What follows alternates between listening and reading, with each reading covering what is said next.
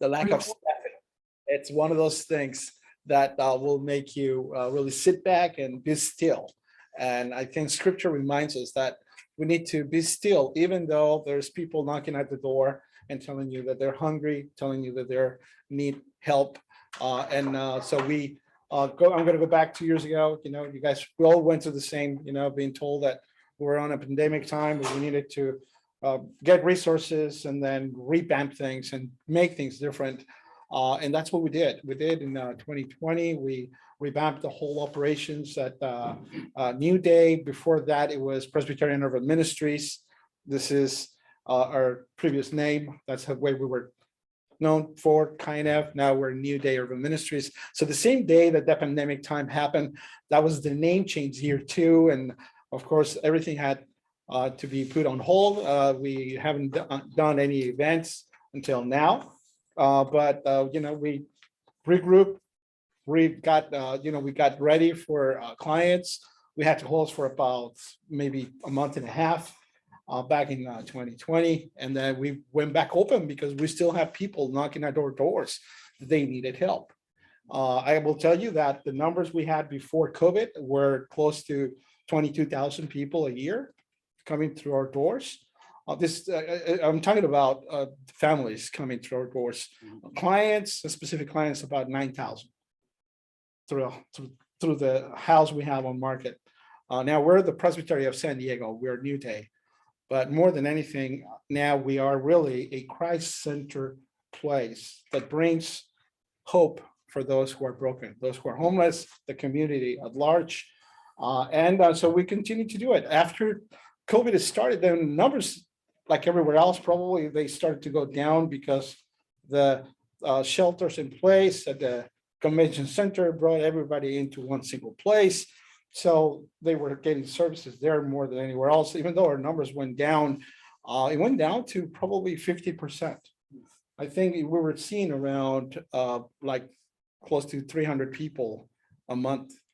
2021 came, and we're seeing the numbers increase. So maybe that count that we're going to get results from, it's going to be higher next month, because we're seeing an increase of about 10% every month for the last 10 months. So right now we're seeing about 620 people a month. That represents many of them to the power of two, probably 12 to 14,000 clients that we're really helping around now. And I don't know how many of you guys know, but we're the only ministry that helps with one specific need that everybody has, which is a birth certificate. Now from that, it's just one of the things, and I didn't brought in any flyers because I want you to be more in touch through our website. We have a website, it's newdayurbanministries.org. There you have every single thing that you can think of. And the great thing about being a faith-based organization is that we are not only self-sufficient, but we get to do things that others can't. I mean, today we got the rescue mission brought in 5 people that needed birth certificates. Yesterday we got McAllister, and we got Alpha Project and others that brought in more clients to us every single day. And it's just been a blessing. So we're seeing that some of the services we have, they continue to be a need of the community. And I can just tell you that, we have done almost now 800 birth certificates for the last 12 months, which is a number we never had. Even before COVID, we only did 480, 450. If you don't have a birth certificate, you cannot get employment, you cannot get an ID, of course. You cannot get any social services. Even just to rent a place, you need your birth certificate so you can have an ID and then have a social security card. So if you think about it, I mean, that's just one little tiny thing that we have. When people come, they not only come for the birth certificate, because we help them with the IDs, the no fee vouchers, the low fee for those who are not homeless, but they're urban poor and they qualify for it, so they can get that too. We have all the essentials, clothing, hygiene, snacks, food bags. We probably are giving out more food bags than ever. Now we're doing about, I'll say for the year right now, we have given about 600 food bags to families where before COVID, we were only given about that many food bags in a whole year. And right now it's just been 4 months. So we're seeing the increase of the need, not only with the urban poor, but also with the homeless population. And now there is a lot of our clients that, thank God, now they have housing, or they actually moved to a better place. And now they're not asking for the essentials, but now they're asking for furniture, they're asking for tools for work, they're asking for bus passes, they're asking for referrals to get like an eye vision exam or glasses for the Lions Club, and we help them with that too. One of the things that we're working on is trying to come up with a program so that we can mentor people. My experience for the last 7 years is that the mentoring program that we have at New Day, even though we've never called it a mentoring program, it's a program not for 6 months, not for a year, but it's a program for life. So when people come in, they have now come back in and they have said, thank you for the things you've done. And but one of the things I want to always share this story. We hired about 2.5 years ago my office assistant, and we found out that she was homeless. And the 2 years that she was with me working at New Day, she not only came out of homelessness, living in her minivan with her 3 children, but she was brought into a new house. So she got housing, she got all the essentials, of course, she got employed. And on top of that, I kind of mentor her to push her to go to college. Last year, she graduated with a bachelor's degree in business management from Point Loma Nursery. Now she is a financial director at one of our churches in the Golden Hills. Wow. And she continues to call me whenever she runs into a problem. Then she says, "Oh, can you tell me what do I do with payroll? What do I do with whatever accounting problems she might have or business problems she might have?" That's when I realized we need a program that can actually be a life-term program. A lot of times we think about short times and short commitments. When we come to faith, the commitment we have with Jesus is for all eternity. And I think we need to see each other as that, a commitment for the whole eternity. So that's what we do at New Day. So what you're seeing right now is what I did this morning. We have 2 devotionals, one devotional in the morning, one in the afternoon.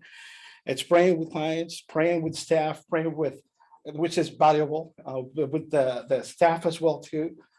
We've gone through being on staff almost, because of the pandemic times, to be fully staffed. And I can tell you that the staff that I have now and that I had before, they all had the calling to serve. And I think, as you're gathering here today with me, I know that we all have something similar where, we're having the same issues, the same problems, but we see the same blessings. So as we see those same blessings, things are moving forward. We've been blessed because people have given back to us in many different ways. Even though we're the Presbytery of San Diego, we're self-sufficient from the Presbytery of San Diego. The Presbytery of San Diego doesn't have an amount set for us to use.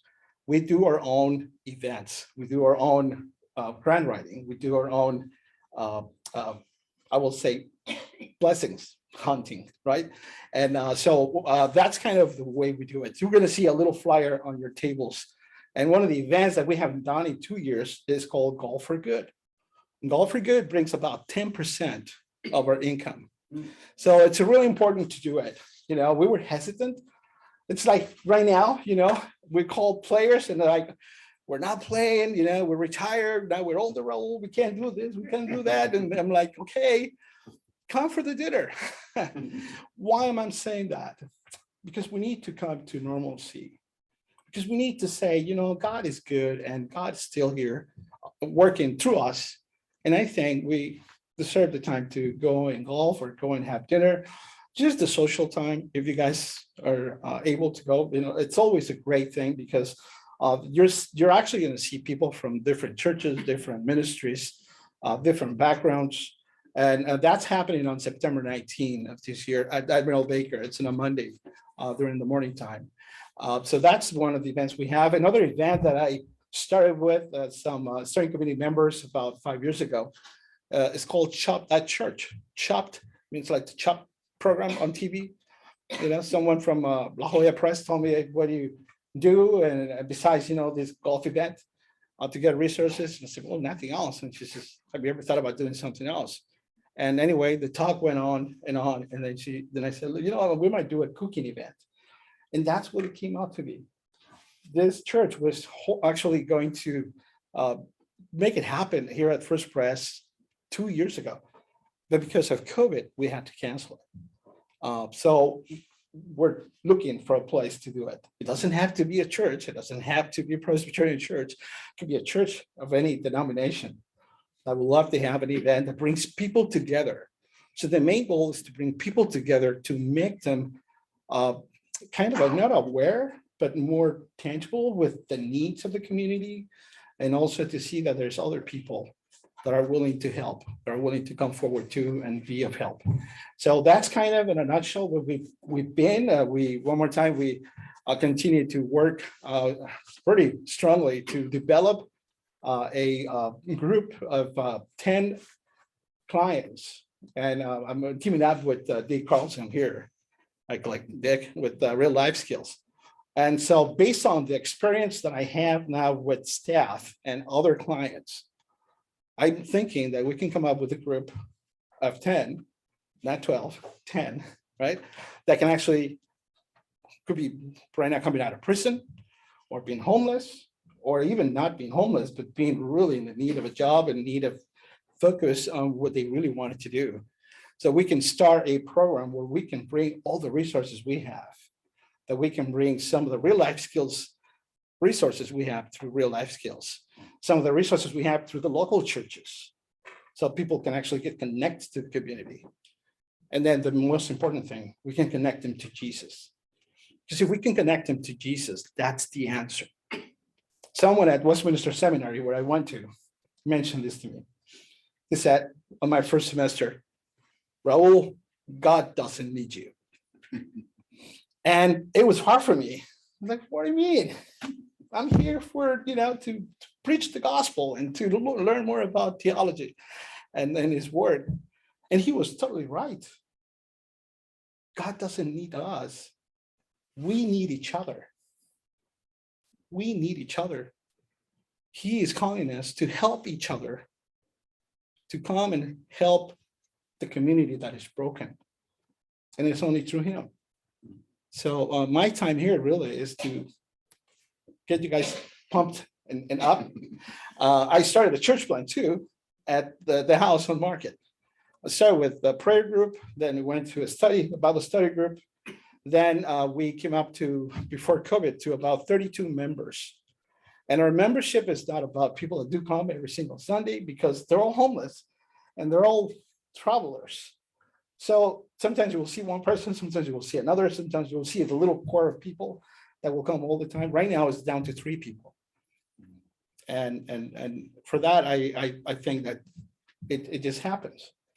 I mean, I need to be faithful and I need to be still to know that God is working in different ways.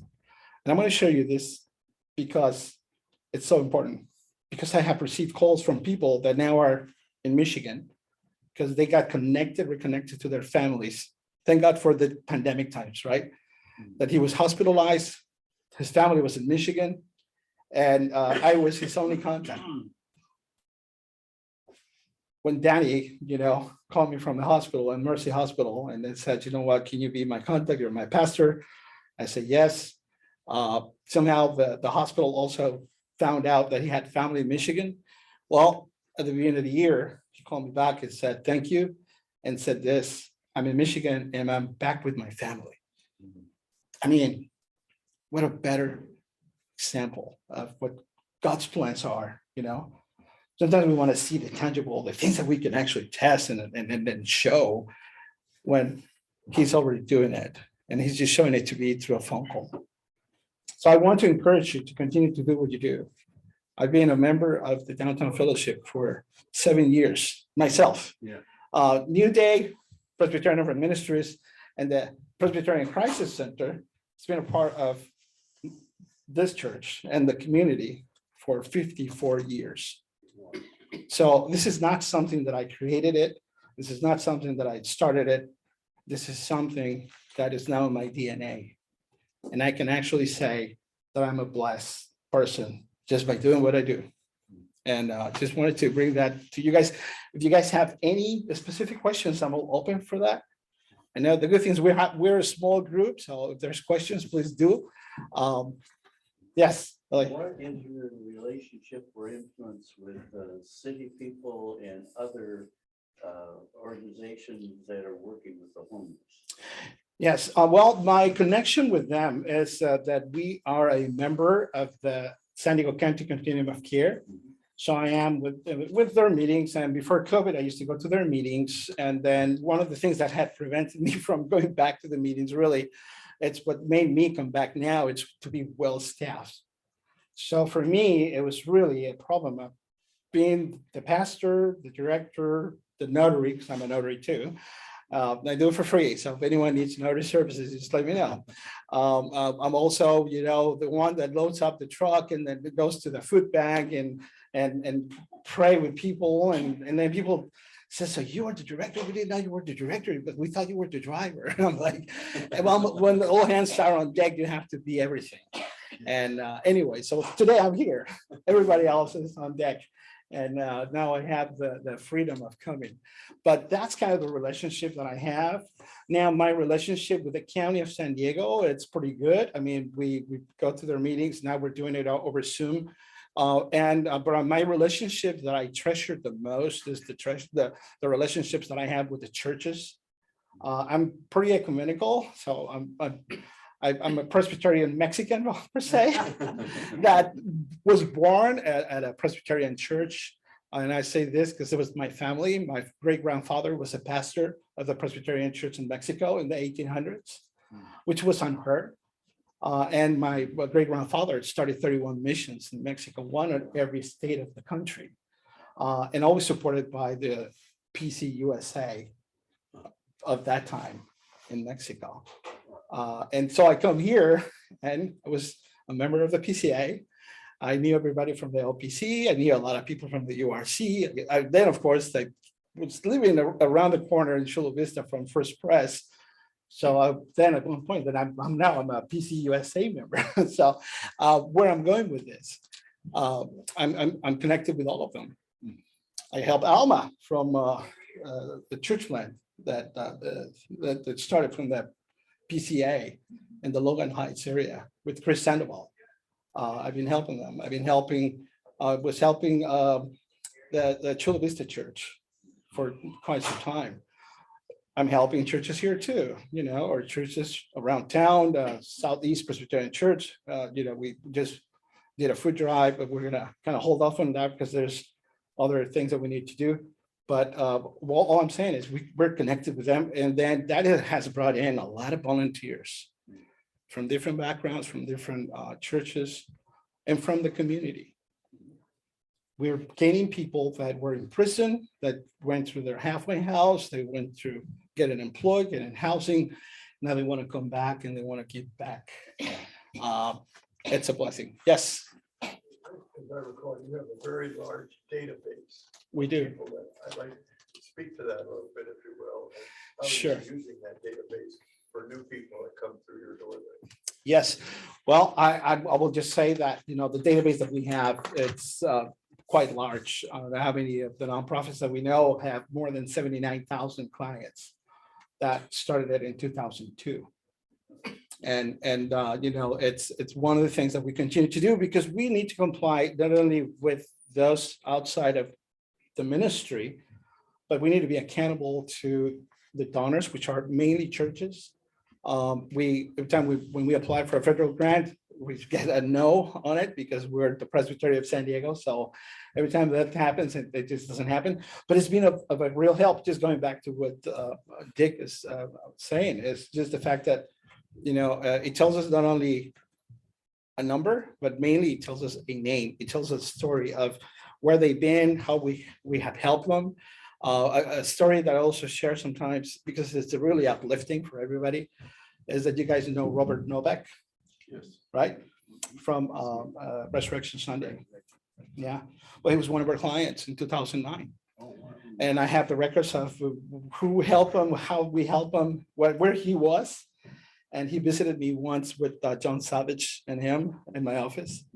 And it was just a beautiful thing to know that, an ID, clothing, a hygiene kit, a prayer, pushed them to help him, to move on with the way he was going, and then became to Wynn Seminary as a pastor of Resurrection Sunday. And it's a great friend, so it's a great guy. Yes.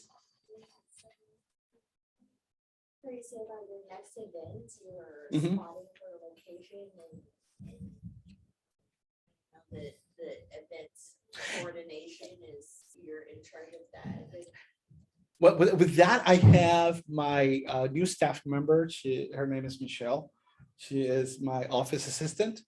And so, yeah, we're looking right now. The problem we have is still with COVID now coming back and different media areas like on the news and on the internet. So everybody's like pushing back a little bit because what we do, the event that we have is called Chop at Church. And what we do is we have 7 teams competing with a food bag that we give out to people and the pantry.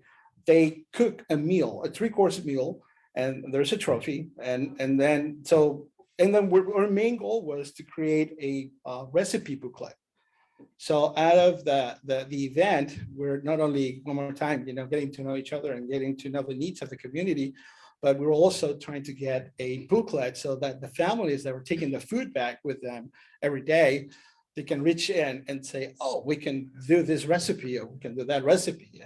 And it was fun. It was really fun. We only did it three times in Rancho Santa Fe and La Jolla, and then at Point Loma. Did you film it? There is some film. Yes, there's some film. It's really good. It's really, I mean, you'll have a blast, really. It was not about making money.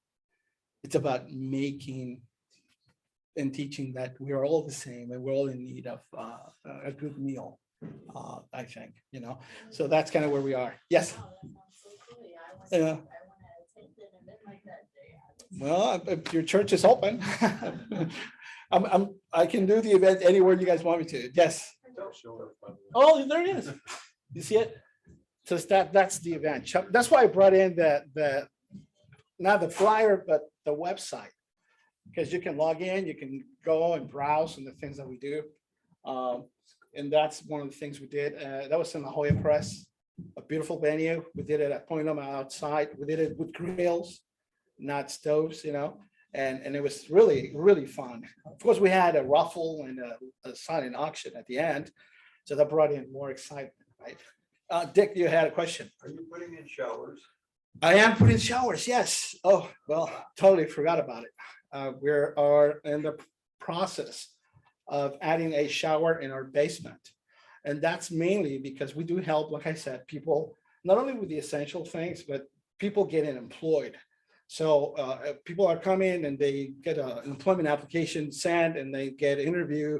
So they come back once they get that interview in writing. I check and make sure that I got to be diligent on that.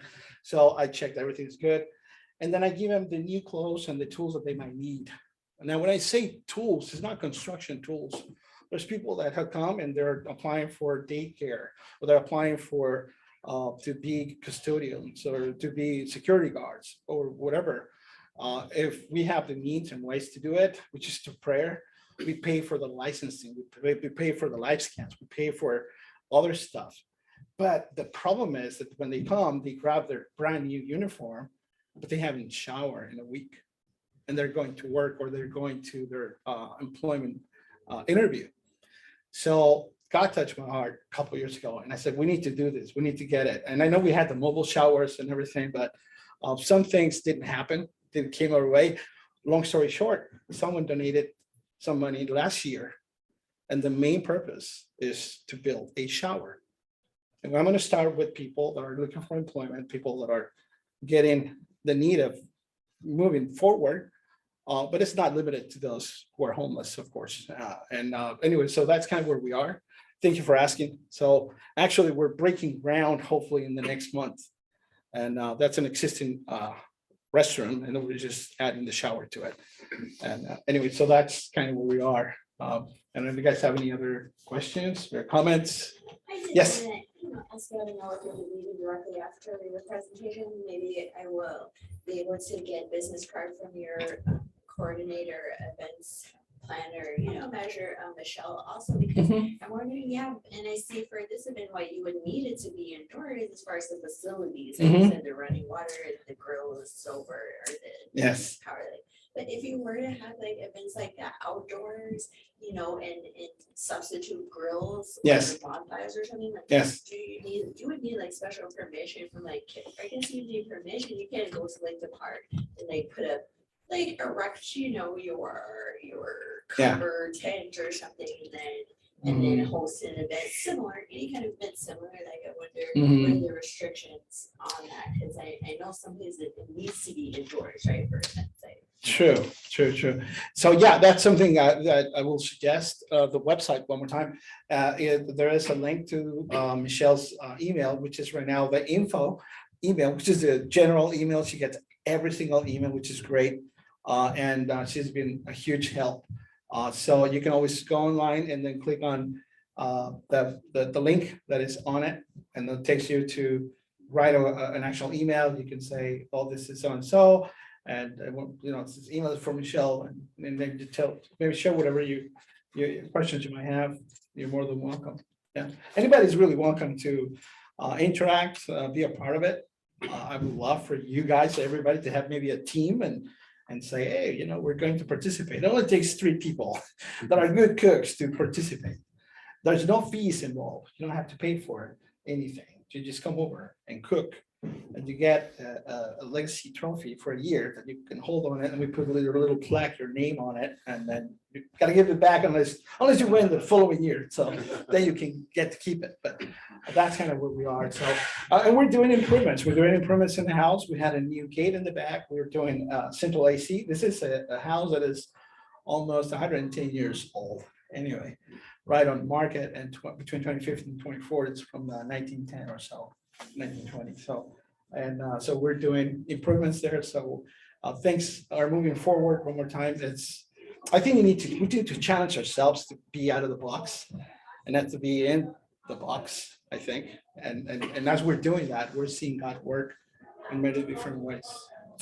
And anybody has any questions? Yes. Did you say, do you have some staff? Are they all volunteers, or do you have? Actually, I have now, thank God, we have 3 part-timers, 1 full-time, and myself.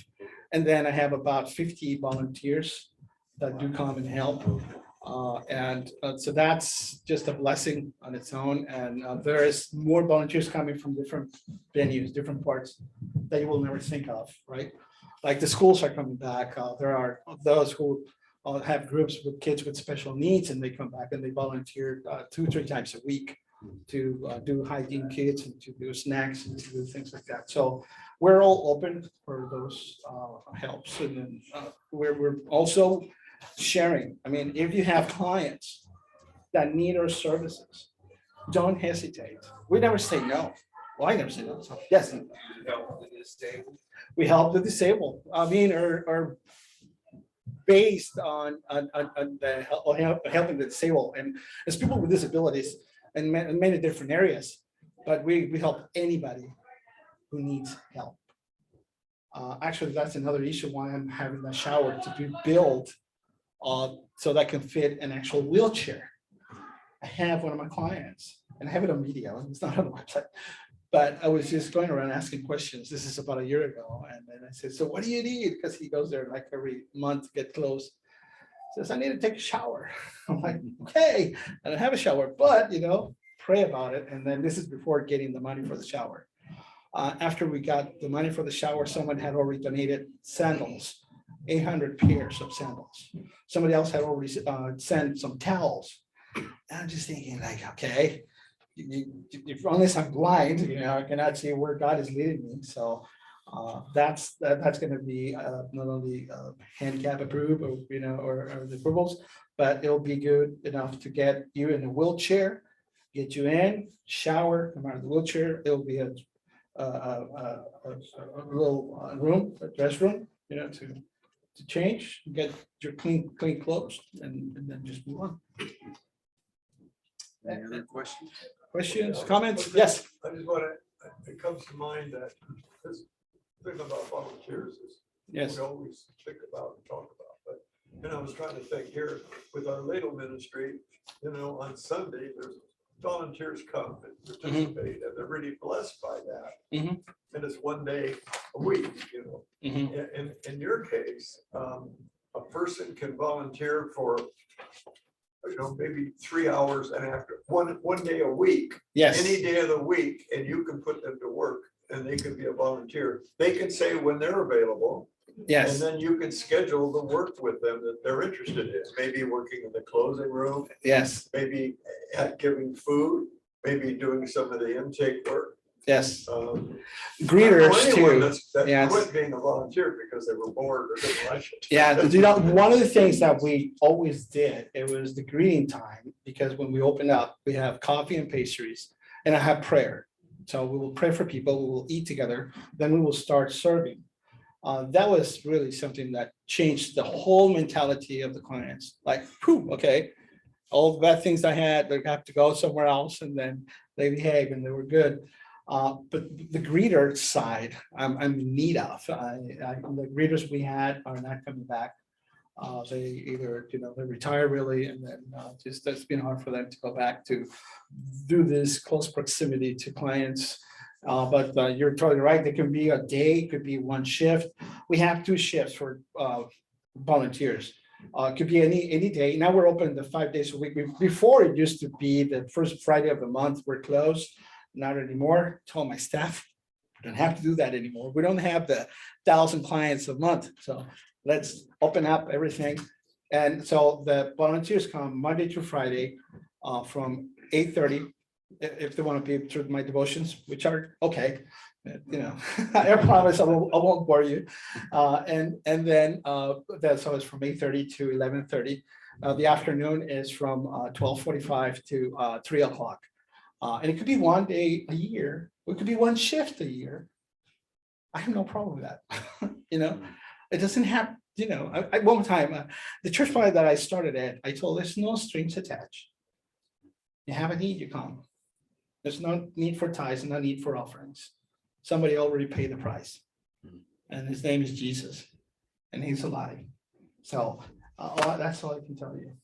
Yes. Any other questions? Comments? Yes. What are the demographics that you're serving right now? Yeah, I will call more ethnographics. So the ethnographics that I have, it's everybody.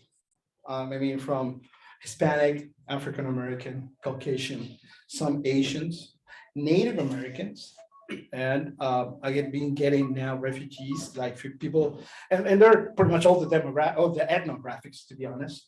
But now we're getting some people that might be my fault, but anyway, don't worry. But then right now, I think we're getting some of the refugees. We always had people from El Cajon, that are like from Haiti, right now, Ukrainians that are coming our way. So it's just everybody. And then from that, we get veterans, we get people that are with disabilities, we get people that are elderly, we get people that I will say the whole spectrum of our society. And it goes from the urban poor, who are our neighbors, and the Grand Hills and Logan Heights area, all the way to El Cajon. Tomorrow we're going to be at the Homeless Connect event in El Cajon with the Crisis House. And we're going to be doing IDs, birth certificates. We're going to be just promoting the services we have. And the Crisis House is going to bring a minivan of clients to us once a week. Yes. How long does it take to process a birth certificate? Well, it could be an hour. And I will tell you this, an hour to get it, actually, because if you were born in San Diego and if we comply with the laws of California and what the form requires, if you have an ID, basically, you can go in with me and we do probably the application and the affidavit of homelessness for about 20 minutes, 25 minutes. Then you can get onto MTS. And if you get in it the same day, I'll give you a bus pass so you can go to the registrar's office down on Pacific Highway and you can get your birth certificate. So I'll say about an hour, but you get your actual birth certificate. The process will be the same. the good thing is you have everything with us in a way. I'm the notary too. I'm the one who signs the check, and I'm the one who actually gives you the bus pass or okays the bus pass to go and get the birth certificate if it's here. Otherwise, at the same time, if it's anywhere other than San Diego County, it takes 4 weeks. Because we get everything done within 30 minutes, then we send it over by mail, we pay for it. Now, we're not funded. People think that, someone's paying for my birth certificate from Chicago. I'm like, no, it's just money that I have to, being self-sufficient, the ministry who's self-sufficient. I am the one who needs to gather the money really to make it happen. Through connections, to people that love the ministry, to people that got to know more the ministry. And we're connected with everybody. We're connected with Uplift too, Uplift with the Rosa. Rosa was my volunteer for 4 years, doing intake, and now works for them. Yes, Susan Fleming from TACO, she was my secretary, and she is a director of TACO now. Go ahead. Guys think like since the technology is like, how come like all the birth records can't just be on the computer and you can just go tell somebody your name and they can look up like your picture and like do the facial scan or something and see your name and you can just be like, oh, that's you, like fingerprint or something like to prove that, Yeah. right? Like we still need the physical record to ourselves. I hear you. I think that's the same comment I get from all my clients. They come in with a passport. They come in with their ID from Nevada, and they're now here, and they say, hey, I just want an ID. And I said, yes, but California has a law that says that you must present your birth certificate to prove your age. People think it's something about immigration. No, it's just to know that you are 20 years old, right? But not 21. You cannot drink. You see what I'm saying?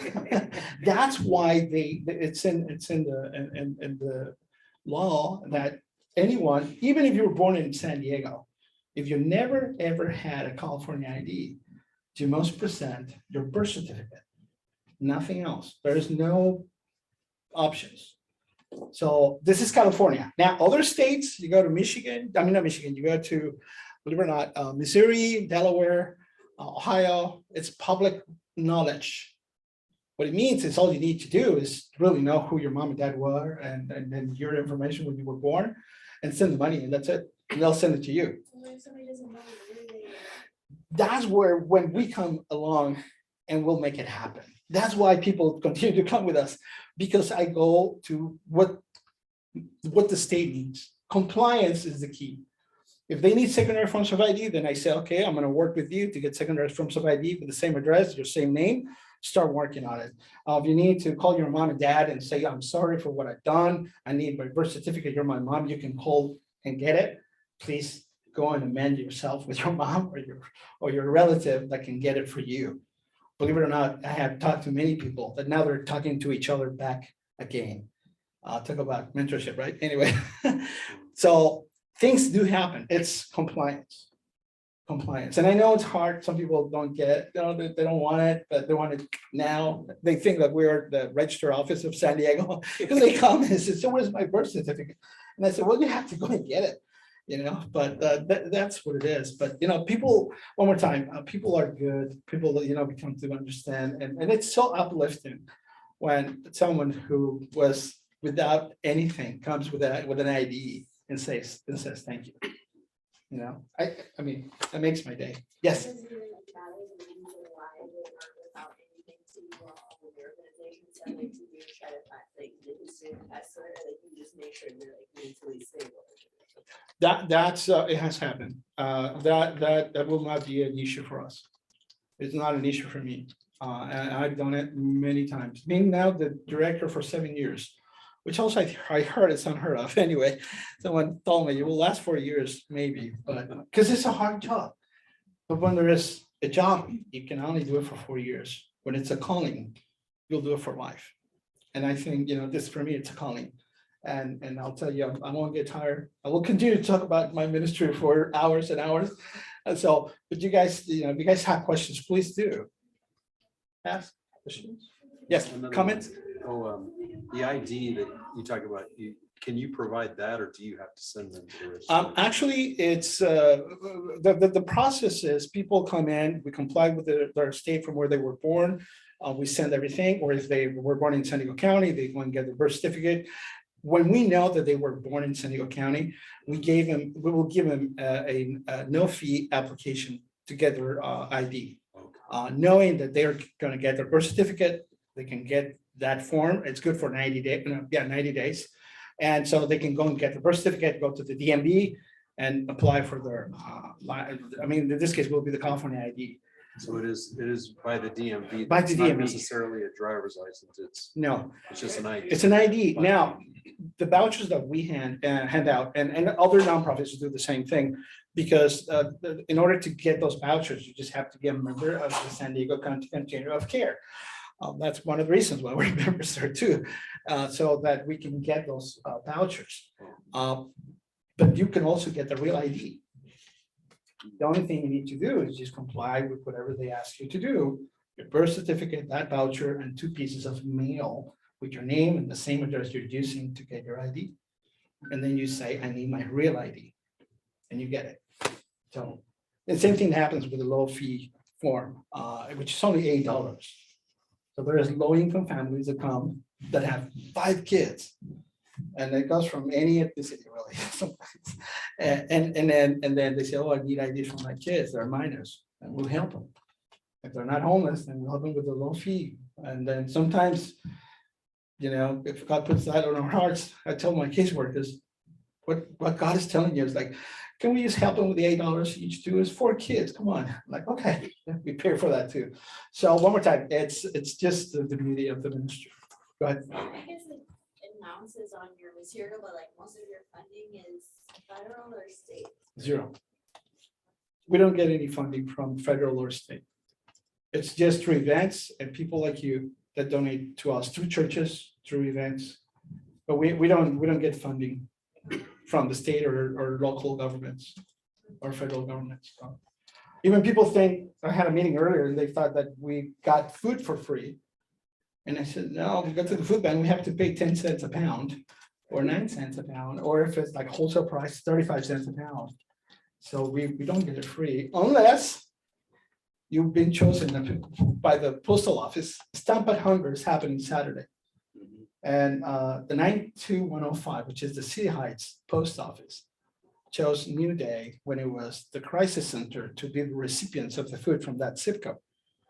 And as we know, the zip code is for many, the zip code has probably the people that has the less of us here, but it's the ones that give the most.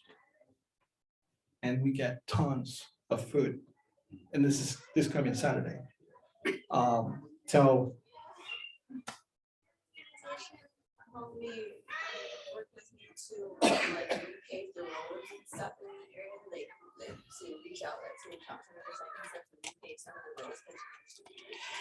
I mean, we probably could support you with prayers and of course talking to the council person, but you know, other than that, yeah, other than that, believe me, where we are from right now, and you cannot tell if it's a hole or if it's just the actual surface of the street that is going down, because sometimes there's not even a hole, but then you kind of went like this anyway. So it's just that. A lot of projects are being done. I know it's a lot of streets in there. Yeah.